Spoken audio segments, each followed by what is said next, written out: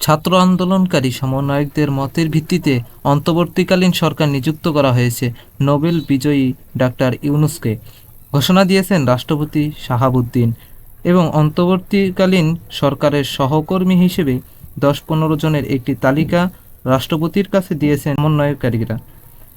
ছাত্র আন্দোলনের পক্ষ থেকে তালিকায় নাম দেওয়া হয়েছে, তারা হলো ডাক্তার সালেউদ্দিন আহমেদ, ওয়াহেদুদ্দিন মাহমুদ, আলী ইমাম মজুমদার, ডাক্তার শাহবিন মালিক, ডাক্তার তাসমিন আরেফা সিদ্দিকী, মোহাম্মদ তৌহিদ হোসেন, শহীদুল্লাহ খান বাদল, আসিফ নজরুল, আদিনুর রহমান, ব্যারিস্টার সারা হোসেন, সৈয়দা রেজওয়ানা হাসান।